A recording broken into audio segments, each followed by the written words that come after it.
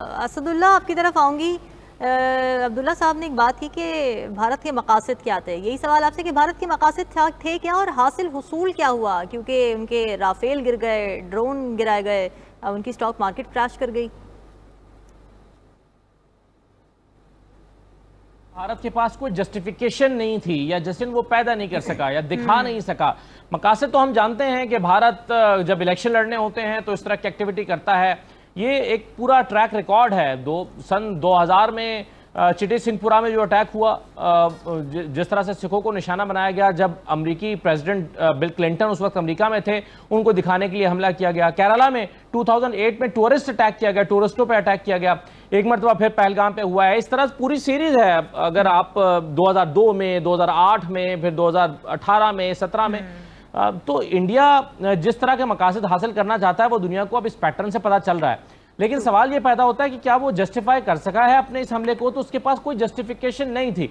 मैं पहले भी अर्ज कर रहा था कि जस्टिफिकेशन उसी सूरत में पैदा हो सकती थी कि एक सबूतों की सीरीज रखी होती दुनिया भर के सामने कि ये देखिए, ये नाकाबिले तर्दीद शवाहिद हैं, भारत ने दुनिया को दिखा दिए हैं, ये देखिए टेररिज्म हुई है, ये देखिए पाकिस्तान मुलव्वस है, और ये देखिए कि इसका बदला लेने के लिए हम जा रहे हैं और हमारा यह हक बनता है कि हम इसका बदला लें। लेकिन ऐसा कुछ हो नहीं सका। इसका मतलब यह हुआ कि भारत खामखा अपनी एक जारहाना सोच को परवान चढ़ाते हुए, दुनिया को दिखाते हुए, अपने जो डोमेस्टिक से अचीवमेंट्स हैं वो करना चाहता है सियासी बुनियादों पर, और ये चाल जो है अब समझ आ रही है। दूसरी तरफ देखिए, जिन्हें भारत ने टेररिस्ट कैंप दिखाया, कहा और दावा किया कि हमने टेररिस्ट कैंप्स पे अटैक किया है। टेररिस्ट कैंप पे खवातीन नहीं होती, बच्चे नहीं होते। और फिर 2 दिन पहले इंटरनेशनल मीडिया को दिखाया गया जाकर के, ये देखिए जिन्हें टेररिस्ट कैंप कहा जाता है वो असल में लोकेशंस क्या हैं। और इंटरनेशनल मीडिया ने इस बात की गवाही दी कि यहाँ तो आम लोग रहते हैं, ये तो देहात हैं, ये तो आम लोगों की आबादियां हैं। तो ये जो नुक्ता नज़र है भारत का, ये भी गलत साबित हो गया।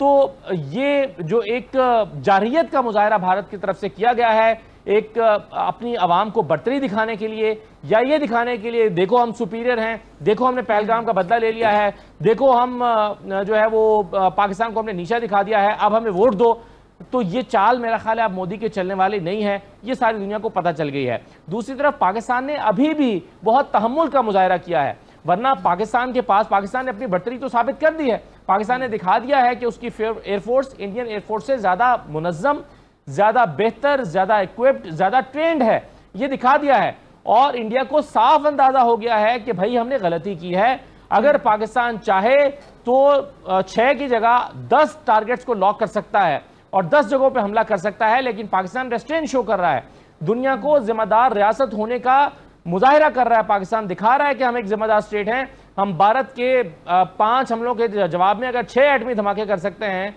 तो आज पाकिस्तान भारत के 6 टारगेट्स के जवाब में 10 टारगेट्स को निशाना बना सकता है। ये कोई मुश्किल बात नहीं है, ये डूएबल है, और पाकिस्तान के पास ये कैपेबिलिटी है और इंडिया को इस बात का अंदाजा है। लेकिन सिर्फ एक जिम्मेदार स्टेट के तौर पर पाकिस्तान रेस्ट्रेंट का मुजाहरा कर रहा है। लेकिन बिल्कुल अब्दुल्ला गुल साहब ने सही कहा कि वो राफेल, जिसकी बुनियाद पर भारत को बड़ा नाज था और कहा जाता था कि उनकी एयरफोर्स इस राफेल की बुनियाद पर खड़ी है, और अभिनंदन के वक्त कहा गया था हमारे पास ये राफेल होते तो हमारे साथ ये ना होता।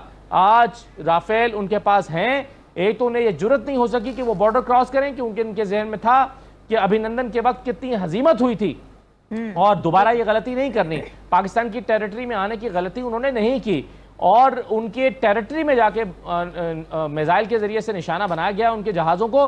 तो पाकिस्तान ने अपनी एक सोफिस्टिकेटेड जो अप्रोच है एयरफोर्स की, वो भी साबित की है और भारत को जवाब भी दिया है भरपूर। यहां पर जरूरत इस बात की है कि एस्केलेशन को बढ़ने से रोका जाए, वरना यह नुकसान दोनों साइड्स पर ज्यादा हो सकता है। लेकिन एक बात जरूर है कि दुनिया को इस पर खुलकर आना चाहिए। कहीं ऐसा ना हो कोई इस जंग या लड़ाई में इंडस वाटर ट्रीटी का जो बुनियादी इशू है वो कहीं पीछे रह जाए और उस पर तवज्जो ना रहे। वो हमारा बुनियादी मसला है, अगर उसको हल ना किया गया तो ये जंग बढ़ भी सकती है। और पाकिस्तान इसे एक्ट ऑफ वॉर पहले ही कह चुका है। और जैसा कि अभी इरशाद साहब भी कह रहे थे कि मसला कश्मीर कोर इशू है, बुनियादी मसला है।